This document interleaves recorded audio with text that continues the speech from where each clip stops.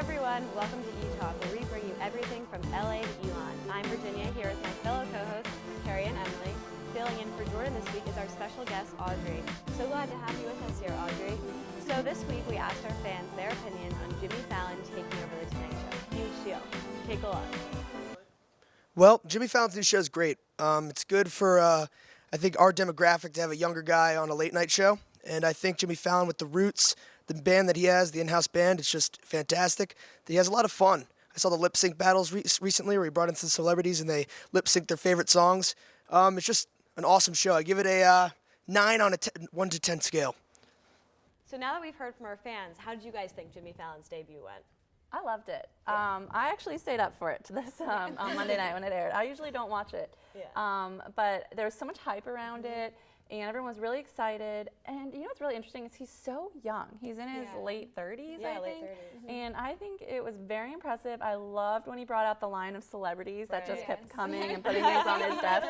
I loved it. And he's very relatable. He's very normal. He's from Saugerties in New York, so I personally thought it was really good. I agree with you. I don't usually watch, but because it was so hyped up, I was like, you know, I have to see what's going on. So I probably will continue to watch because it was really good. Yeah. I feel like he's going to bring a whole new face. I mean, they went from Johnny Carson, like my parents, Eric grew up with Johnny Carson, and we grew up with Jay Leno, and I'm really excited to see what Jimmy Fallon can bring to like the show. And like, I think the generation will grow up with like a really good host and he'll bring a lot of good new things to the table as well. Yeah, and he's so young, and this isn't just a big time in his career with the show, but he has a new baby who's 6 months old, and word on the street is that his wife is pregnant again. Oh, so really?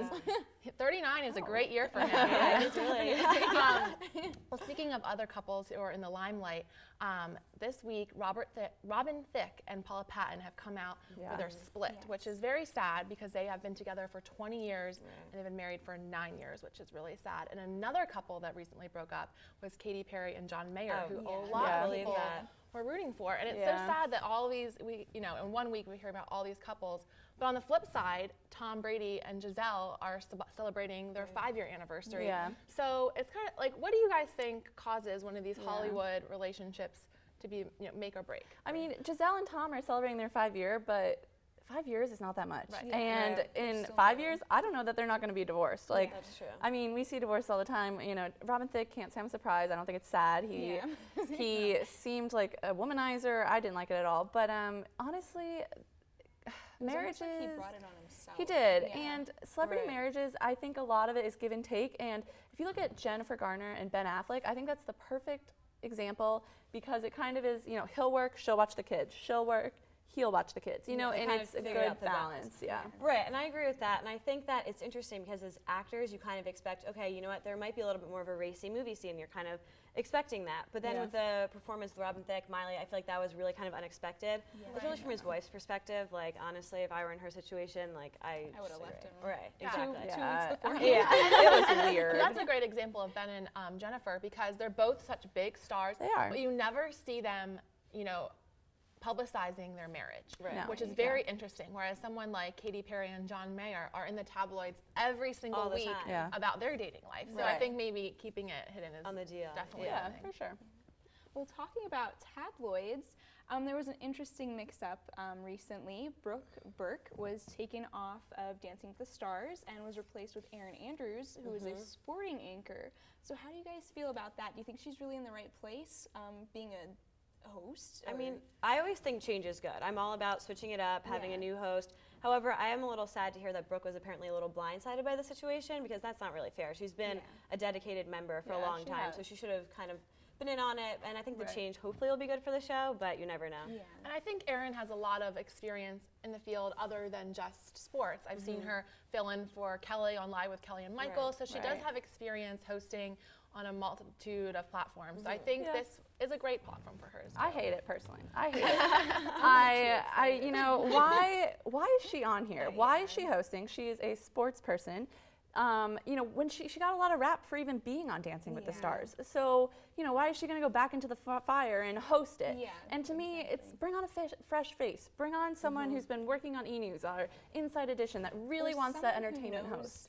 Stuff about dance. Exactly. Dancing is a sport. And I mean, sure, dance is a sport, but I don't see Erin on the sidelines of a dance competition. That's for true, sure. that's I would true. love to So see I someone. personally don't get it, and Yeah. honestly, it makes me not want to watch. Yeah. So I would like to see Jennifer Lopez or maybe Paula Yeah. Abdul, you know, Yeah, good that'd be choreographers cool. in A the choreographer, seats. yeah. even like Juliana But they have Rancic. their Yes. American Idol Something, pass. yeah. Well, speaking of other sports kind of celebrities, Gracie Gold, the skater from the recent Olympics, was just recently asked to prom by a young boy around her age, a little younger, to her high school prom. And this has been happening a lot. We've seen it with Kate Upton, Taylor Swift, Justin Bieber, where people get asked via YouTube or Twitter. How do you guys feel about this? Are they overdoing it? And who would you guys take? Well, I think the first time that this was done, it was cute and Right. innovative and like, oh, wow, hopefully that celebrity would go. And I feel like this happens all the time now. So it's like, let's not give them any more attention. Like, Right. I doubt the celebrities care about this anymore. Yeah.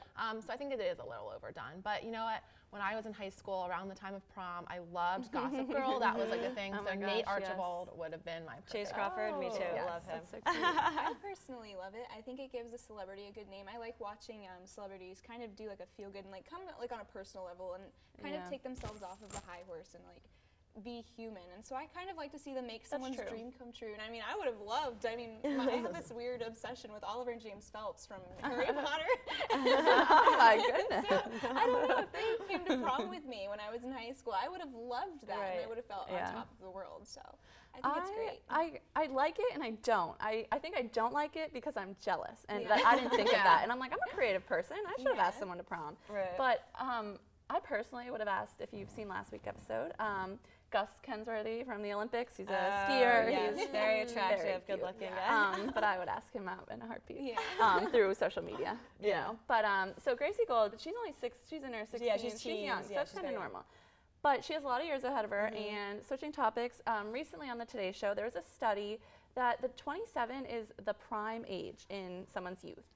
So how do you guys feel about that? Do you think 27 really is the age that you blossom, that everything good happens, or are we in our prime right now in college, you know? I think it's a little hard to tell because we're not there yet. Right. now, I mean, I think I'm doing pretty well. I'm Yeah. enjoying everything, but Doing there's good in obviously school. great more things to come. And I think around 27, you hopefully have a career. You might Yeah. might be married. You're kind of really starting to see all aspects of life essentially. So it could, Yeah. I can see how it's the peak, but I don't know. I still, It kind you of have puts a range pressure of on peaks. you, though. Yeah, Like, it it kind puts of pressure is. on A set us. number is Yeah. hard, right? Yeah, a set number I don't think is fair at all, especially since each stage of life brings its own challenges Right. and its Yeah. own benefits.